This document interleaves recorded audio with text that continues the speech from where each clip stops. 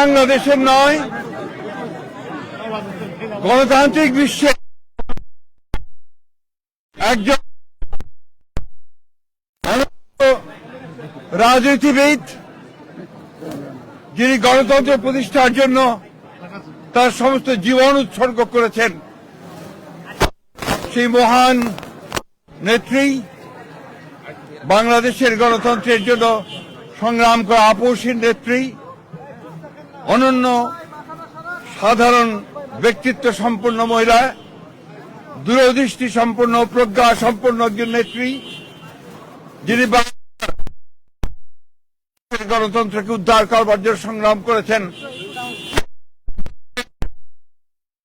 এবং নির্যাতিত হয়েছেন, সেই অসাধারণ নেত্রী দেশনেত্রী বেগম খালেদা জিয়া আর আমাদের মাঝে নেই। আপনারা সবাই জানেন যে এই নেত্রী দীর্ঘদিন তার রাজনৈতিক জীবনের প্রায় সমস্ত অংশটাই তিনি গণতন্ত্রের জন্য সংগ্রাম করেছেন এবং গণতন্ত্রের মূল্যবোধগুলোকে প্রতিষ্ঠা করবার জন্য তিনি আজীবন কাজ করে গেছেন। 3 বার প্রধানমন্ত্রী হয়েছেন। যখন প্রধানমন্ত্রী হয়েছেন তখন গণতন্ত্রকে প্রাতিষ্ঠানিক রূপ দেওয়ার জন্য তিনি কাজ করেছেন, জনগণের উন্নয়নের জন্য কাজ করেছেন। আর যখন বিরোধী দল ছিলেন তখন তিনি একইভাবে সেই গণতন্ত্রকে প্রাতিষ্ঠানিক রূপ দেওয়ার চেষ্টা করেছেন। আজকে সেই নেত্রীর ইন্তেকালে বাংলাদেশের রাজনৈতিক ইতিহাসে এক অপূরণীয় ক্ষতি সাধিত হল এবং এই ক্ষতির পূরণ সহজে সম্ভব নয়। আজকে তাকে সবচেয়ে বেশি প্রয়োজন ছিল যখন গণতন্ত্রের উত্তরণের জন্য আমরা একটা নির্বাচনের দিকে জাতি যাচ্ছে, যখন সমস্ত জাতি তৈরি হয়েছে, নির্বাচন করে একটা গণতান্ত্রিক ব্যবস্থাকে প্রতিষ্ঠিত করবে, সেই সময় তিনি আমাদেরকে ছেড়ে চলে গেলেন। আমরা এই শোক, এই বেদনা আমাদের পক্ষে ধারণ করা খুব কঠিন। তারপরেও আমরা এই শোককে শক্তিতে রূপান্তরিত করতে চাই।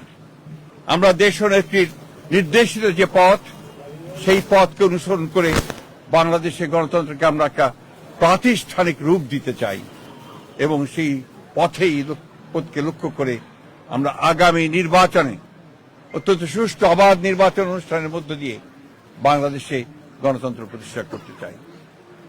সেই নেত্রী আজকে অসংখ্য লক্ষ কোটি মানুষকে কাঁদিয়ে চলে গেছেন।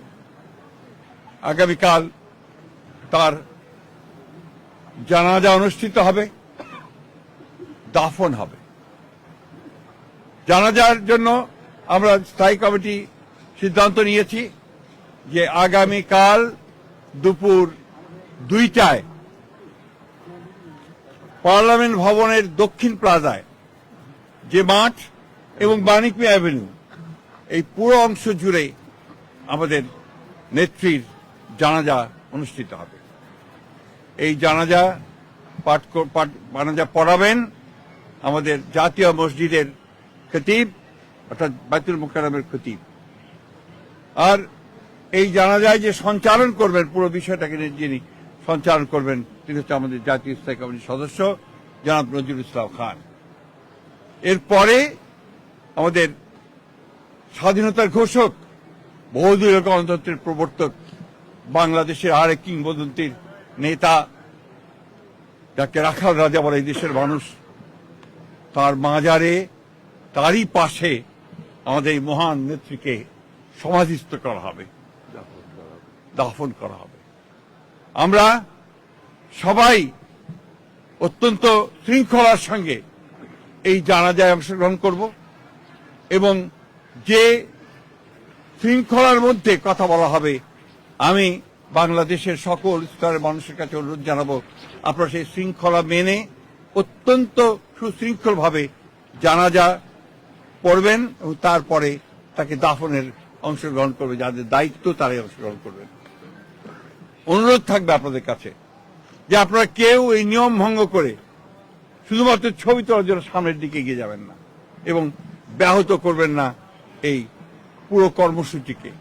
আপনাদের আমরা বিশ্বাস করি দেশনেত্রীর প্রতি আপনাদের যে সম্মান, যে শ্রদ্ধা, সেটাকে অটুট রাখার জন্য আপনারা সেই শৃঙ্খলা রক্ষা করবেন এবং সর্বাত্মকভাবে সহযোগিতা করবেন এই জানাজা দাফন কার্য সুচারুরূপে সমাধান করতে। সব শেষে আবারও পরম করুণাময় আল্লাহ তাআলার কাছে এই দোয়া চাই যে আল্লাহ তাআলা তাকে যেন বেহেশত নসিব করেন।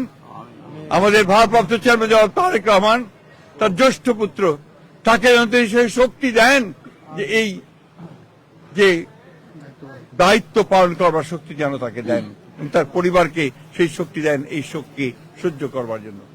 আসুন আমরা আজকে সবাই এই শোককে শক্তিতে রূপান্তরিত করে বাংলাদেশ জাতীয়তাবাদী দলকে একটা অপ্রতিরোধ দল হিসেবে গড়ে তুলি, বাংলাদেশকে সত্যিকার অর্থেই একটা গণতান্ত্রিক রাষ্ট্র হিসেবে আমরা প্রতিষ্ঠিত করি।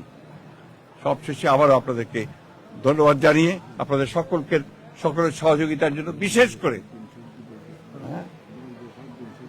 এবং আপনারা জানেন যে ইতিমধ্যেই সরকারের তরফ থেকে 3 দিন শোক দিবস ঘোষণা করা হয়েছে, আগামীকাল ছুটি ঘোষণা করা হয়েছে এবং আপনারা ইতিমধ্যে জানেন যে প্রধান উপদেষ্টা তিনি বাণী দিয়ে কথা বলেছেন, আপনাদের সামনে জাতির সামনে কথা বলেছেন এবং সেজন্য আমরা সর্বাত্মক সহযোগিতার জন্য আমরা সরকারকে ধন্যবাদ জানাচ্ছি। সেই সঙ্গে দলের পক্ষ থেকে আপনারা জানেন যে 7 দিনের শোক ঘোষণা করা হয়েছে।